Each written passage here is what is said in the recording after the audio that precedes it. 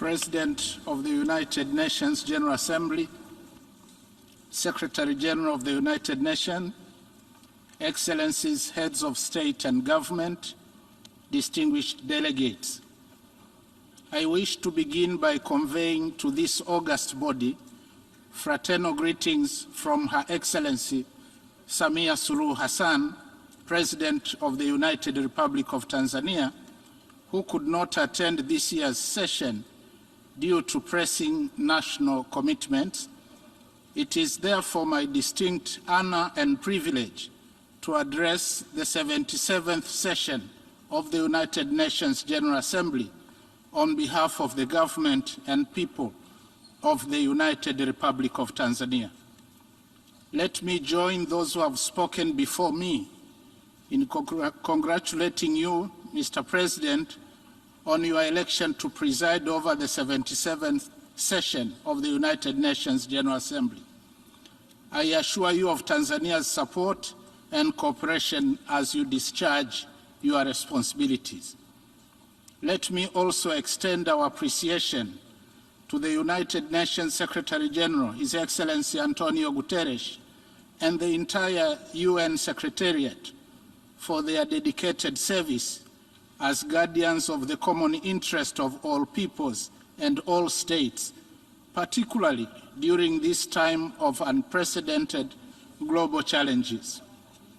Mr. President, this Assembly is convening at a critical point when the world is engulfed in dangerous flames ranging from conflicts and mounting geopolitical tensions, devastating effects of the COVID-19 pandemic, food and energy insecurity, environmental carnage and extreme climate change-related events, to barriers to education, technology, and opportunity for shared prosperity. These challenges are in turn inextricably linked with and propelling stubborn global poverty. Furthermore, with only 8 years remaining before 2030, the world is still way off the mark in meeting many of the targets that we set in 2015. The root cause of all these challenges is human greed, selfish desire, and unilateralism. Yet we know for sure that unilateralism, driven by greed, is leading us, rich and poor, strong and weak, to a catastrophe. For it is now evident that these challenges have and continue to inflict enormous disruptive impacts on economies, ecosystems, and social lives worldwide, with sub-Saharan African countries and other developing countries being hit disproportionately. We have a famous proverb in Kiswahili which says, where there are problems, ingenuity increases. In this spirit, we in Tanzania are convinced that transformative solutions to the global challenges we face are already at our disposal, but subject to two conditions being met. First, there must be a passionate belief in the need to uphold a caring spirit about needs and happiness of other peoples and nations. And second, there must be solemn adherence to the credo of multilateralism and a collaborative effort. Fortunately, both conditions are a restatement of the ideals, values, and principles of the United Nations Charter. Mr. President, specifically on the COVID-19 pandemic, it had devastating effects on Tanzania's socio-economic systems and performance. Just like most other developing countries, the pandemic robbed us of precious lives, overstretched health infrastructure and healthcare workers to the limit, led to severe budget constraints, as well as economic deceleration. Real GDP growth declined from 6.7% decadal growth attained in the pre-pandemic period to 4.8% in 2020. The key lesson we have learned from the COVID-19 pandemic is that the world needs to be better prepared in terms of national and global health systems to be able to handle future pandemics. This entails investing more in building health infrastructure and beefing up the health workforce, as well as enhancing national and regional capacity to manufacture drugs, supplies, vaccines, and medical equipment. In addition, Africa's marginalization in the provision of vaccines underscored the need for African countries to work together in the development and nurturing of indigenous solutions through joint medical and scientific research. The pandemic also brought to the fore the need to invest more in public health education, especially preventive medicine, to build individual resilience, including body fitness, healthy diet, and habits. However, I wish to acknowledge that although international support to Africa in taming the spread of the global pandemic through provision of diagnostic equipment, medicines, vaccine support programs, and financing came late, it was critical in winning the war against the pandemic. And therefore, Tanzania would like to thank all our development partners who have been working with us to deal with the pandemic and put the country on a bright post-COVID-19 recovery path. Currently, the government continues with the vaccination campaign, whereby, as of 11th September, we had already vaccinated 60.56% of the targeted population. Mr. President, with respect to climate change, we are indeed at a tipping point. The United Republic of Tanzania appreciates all individual efforts and other collective measures taken thus far in implementing interventions geared at upscaling, mitigation, and adaptation as stipulated in the Kyoto Protocol of 1997 and the Paris Agreement of 2015. However, despite the efforts, we are observing unprecedented changes across the whole climate system in every region. The fact remains that the most vulnerable countries, including Tanzania, have been disproportionately affected, and nor do we possess the capacity to effectively respond. Tanzania has put forward ambitious targets on both adaptation and mitigation through national determined contributions. The government spends on average $500 million per annum on adaptation measures and up to 3% of its GDP on mitigation and building community resilience. With the help of the international community, we are committed to continually update our nationally determined contributions and make important progress to tackle climate change. Yet, unless there are immediate, rapid, and large-scale reductions in greenhouse gas emissions, limiting warming to at least 2 degrees Celsius will be elusive. As much as we remain committed, most of the developing countries have insufficient fiscal space and weak debt sustainability status to address increasing demand for climate resilience interventions. Hence, addressing the climate crisis requires reliable access to climate finance. It is on this note that Tanzania calls on the international community to live up to its commitments made under the Paris Agreement.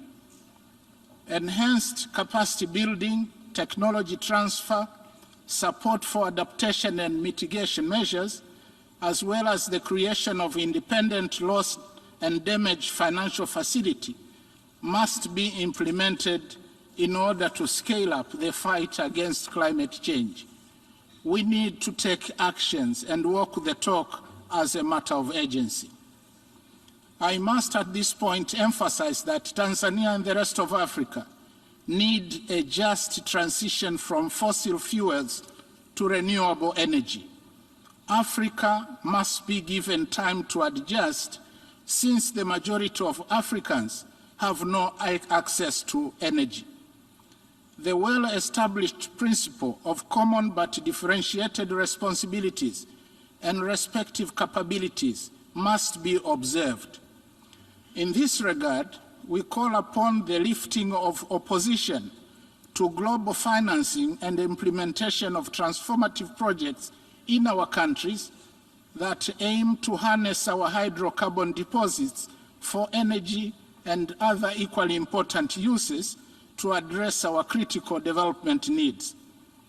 As long as robust environmental, social, and impact assessments have been done and concrete measures taken to effectively address environmental and democratic governance concerns of our citizens, our sovereign rights to pursue transformative projects should be respected. We also call upon transparency in the conduct of carbon credit markets so that Africa benefits fairly from our earnest effort in taking care of the carbon sinks that we are holding for the world. For example, Tanzania has preserved over 30% of our total land area, almost equivalent to the size of Germany, which includes forests and wildlife parks. Mr. President, in maintenance of peace and security, Tanzania has always believed in diplomacy as the best instrument of resolving conflict. Experience has taught us that in war, everyone loses, including the non-warring parties. It is therefore our plea that in the wake of the global conflicts, our focus should remain to be that of safeguarding human lives, especially children and women, and the well-being of the people.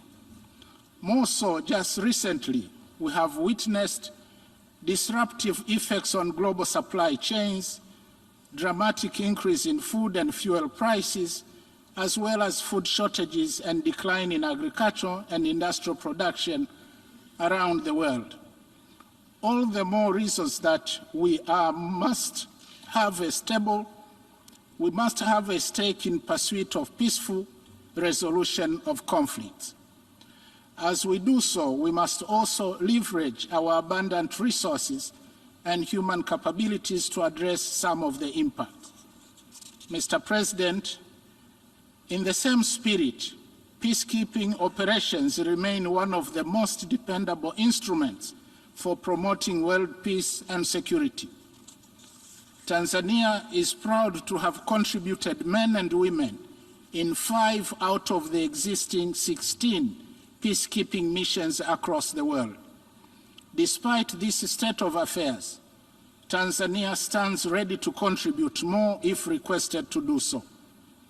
We also continue to actively participate in regional peace initiatives, and more so now in our capacity as a member of the African Union Peace and Security Council, as well as the East African Community and SADC. Hence, we call upon the United Nations to enhance its support to the regional efforts in peace building and peacekeeping. Mr. President, the credibility of the United Nations rests on a well-represented and responsive Security Council. We therefore wish to reiterate the common African position as elaborated in the Eswatini Consensus and the Sirte Declaration with respect to the long-awaited reforms of the Security Council. It is well past time the United Nations Security Council reflected the present-day realities of the United Nations membership and not that of the 1940s. Mr. President, it would be remiss of me not to end my statement without acknowledging that the world celebrated Kiswahili language for the first time this year on 7th July, following the historic declaration of the United Nations Educational and Scientific Organization, UNESCO, designating 7th July as the World Kiswahili Language Day. As the birthplace of the Kiswahili language, Tanzania commends the efforts of the United Nations in promoting multilingualism as a core value essential in achieving the 2030 Agenda for Sustainable Development and the African Union Agenda 2063. To conclude, let me once again reaffirm the resolve of the United Republic of Tanzania to uphold the 3 pillars of the United Nations, namely peace and security, development and human rights. I also call upon all of us to renew our commitment and prioritization of actions, especially on those SDGs where we lag behind. We remain committed to working closely with the United Nations and its member states in the spirit of multilateralism and global solidarity towards a sustainable future. I thank you.